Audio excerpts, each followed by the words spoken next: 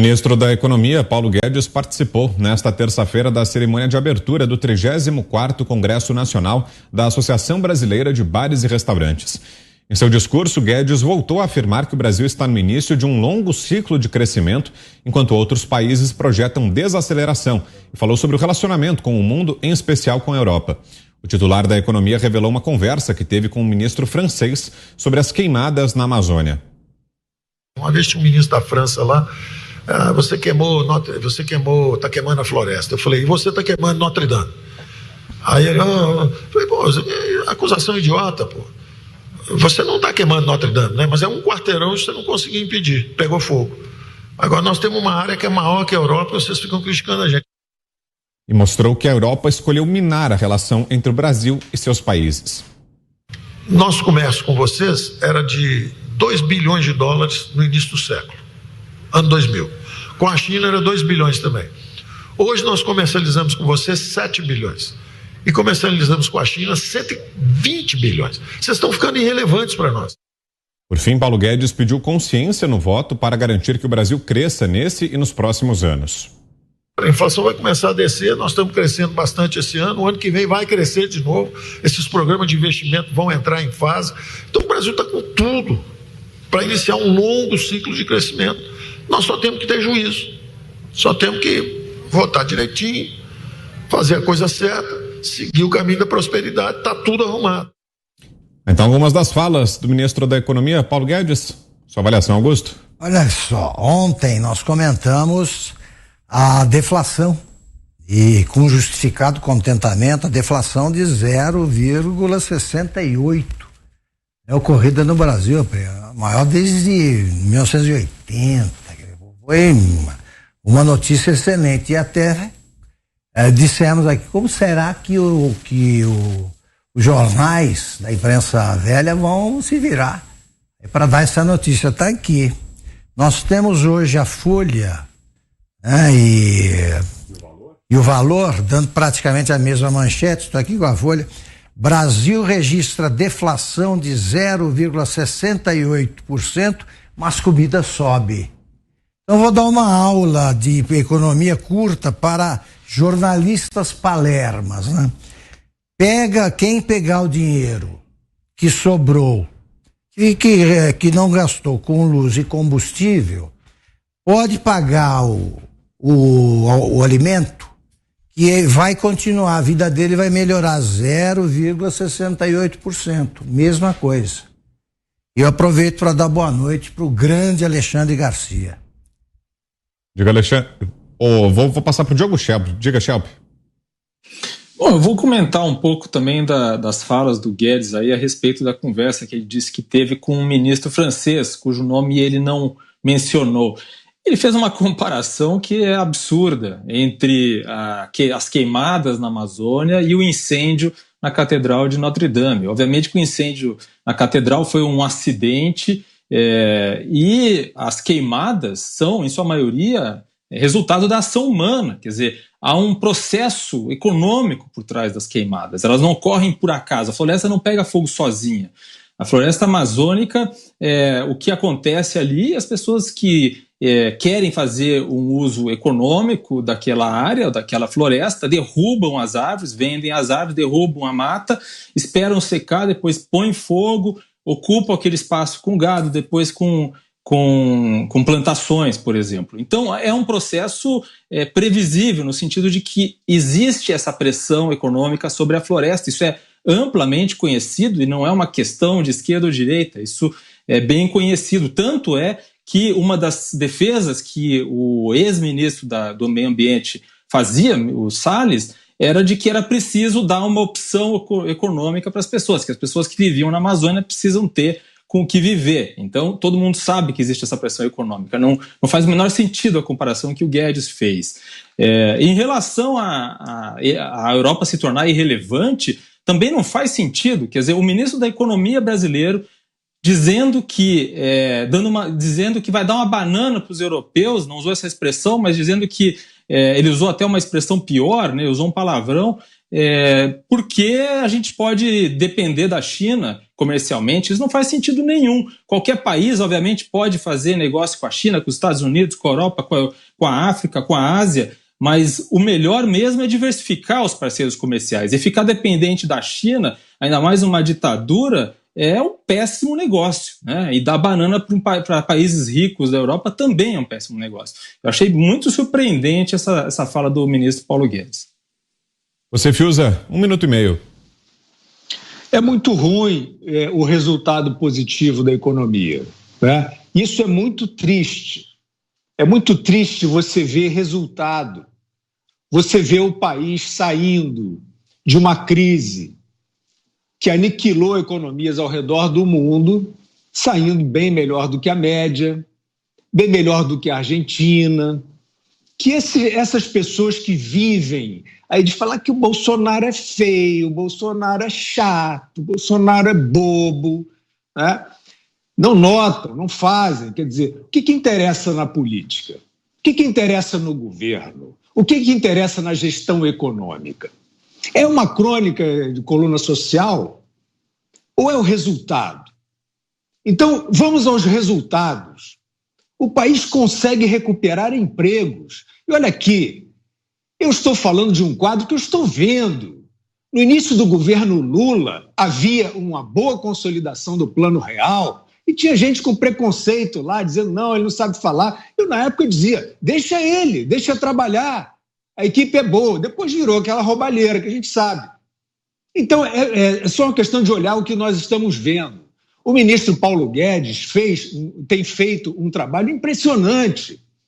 Qualquer um com honestidade intelectual haverá de reconhecer que é impressionante você conseguir socorrer, operacionalizar, localizar, cadastrar pessoas no meio de um lockdown desvairado, absurdo, que jamais deu resultado algum em relação à saúde. É dificílimo você conseguir desonerar a economia na parte tributária no momento dessa crise, ter essa ousadia com responsabilidade. Ah, mas aí vai furar o teto, aí aparecem os fiscalistas, de repente. Então, assim, é horrível essa vida de você não poder gostar de nada que acontece de bom no seu país, porque você tem um panfletinho para seguir, porque você tem uma cartilinha para seguir, porque você precisa que dê errado. Porque é isso que, de alguma maneira, você quer que ecoe, né? Então, infelizmente, tem muita gente hoje diante de uma ação muito positiva, como eu já falei em outros governos, governo Fernando Henrique, até no final do governo Collor, aquele governo bagunçado, né, aquela ruína, a entrada do embaixador Marcílio Marcos Moreira trouxe ali algumas diretrizes corretas de economia e ajudou. Qual é o problema? Qual é o problema de se reconhecer? Não, mas nesse governo não adianta. Reforma da Previdência, lei da liberdade econômica, desoneração. Eu estou olhando e estou reconhecendo, até reforma agrária tem. E é falso esse negócio. O Macron fez fake news com o negócio de Amazônia queimando. Estão fazendo uma demagogia absurda em cima de Amazônia. Aí entra a comparação com outros governos, não querem. Querem ficar fazendo isso, né? Querem ficar espezinhando.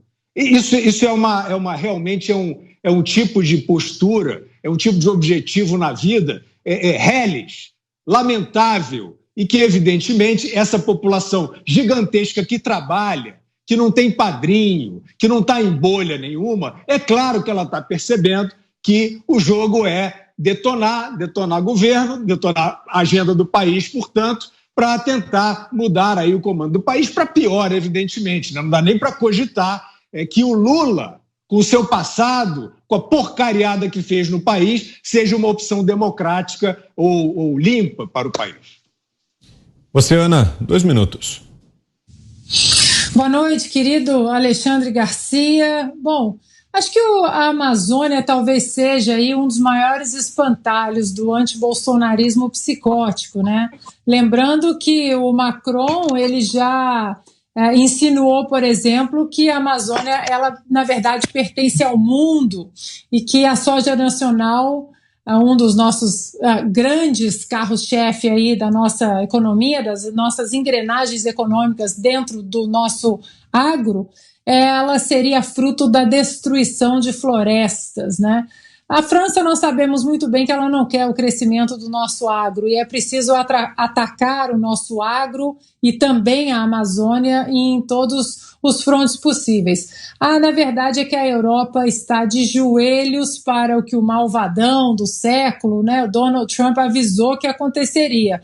Vocês vão ficar de joelhos, dependentes do gás natural da Rússia, vocês estão aí namorando com aquele que pode colocar a faca no pescoço de vocês. A Alemanha, por exemplo, riu, né, diante da reunião na ONU, quando Trump disse isso. Vocês estão entregando o curso e o futuro energético de vocês nas mãos de Vladimir Putin. Mas ninguém ouviu, porque era o malvadão do século, né? Eu vou recomendar mais uma vez à nossa audiência que procure nas ferramentas de busca um vídeo do ministro Paulo Guedes de fevereiro desse ano, onde ele diz aí numa conferência econômica, num fórum econômico, que o mundo iria errar a trajetória do Brasil e dos Estados Unidos, por exemplo, que o Brasil cresceria e os Estados Unidos reduziria, e foi exatamente isso que aconteceu, os números estão aí. Comentário agora do Alexandre Garcia. Diga, Alexandre. Bom, a gente sabe que a Europa está com duas crises graves. Crise de energia, dependendo do gás da Rússia, né? E, inclusive, dependendo do carvão, da derrubada de florestas para retirar carvão, e crise de alimento, que está muito quente. A lavoura está sofrendo. E hoje eu mediei um encontro entre ministro da Agricultura e ministro do Meio Ambiente, exatamente envolvendo essas duas questões nesse grande encontro nacional do agro, com dirigentes dos sindicatos rurais do país inteiro, né? E o caso é o seguinte, que nós temos a vocação, não temos como sair dessa, de sermos potência alimentar. Nós podemos triplicar a atual produção, né? Sem derrubar uma árvore, e potência energética. O ministro Paulo Guedes outro dia falou da potencialidade da energia eólica no Nordeste, que não tem a mesma agitação do Mar do Norte, né? E pode ter de 10 a 50 Itaipus. Itaipu que ontem baixou o preço da eletricidade em 8,2%. Né? E somos uma potência alimentar, porque o nosso agricultor está com uma modernidade, uma tecnologia que já ultrapassa o meio oeste americano, né? Tá uma das mais altas do mundo. Imagina só, falei de Itaipu, só para a gente lembrar, né? Itaipu baixou o preço de energia elétrica e ainda vai produzir no lago peixe, proteína, né? Olha o tamanhão das oportunidades desse país, da potencialidade desse país. Nós, além da energia elétrica, da energia eólica, nós temos 8,5 milhões de quilômetros quadrados recebendo energia solar. Imagina botar placa só em 1/10 disso, ou nem isso. Energia sobrando. Podemos produzir o álcool, né? O etanol, como para produzir eletricidade também, movimentar automóveis. A gente não precisa se poluir com baterias de automóveis elétricos. Veja o potencial desse país. E o que é esse potencial? É o brasileiro, é a tecnologia, né? Uma tecnologia cada vez mais avançada. Então, nós estamos condenados a sermos potência, né? E o Supremo sabe disso. Os ministros do Supremo sabem disso, tanto que hoje se deram um aumento de 18%. Eles sabem que nós vamos gerar riqueza para pagar isso tudo, porque isso tem um efeito cascata. Então, por mais que se torça contra o crescimento econômico, a favor da inflação, aquela história do fique em casa, é inevitável, né? No fundo, as pessoas sabem que o brasileiro levanta, sacode a poeira, dá a volta por cima e está indo na direção da sua vocação de potência.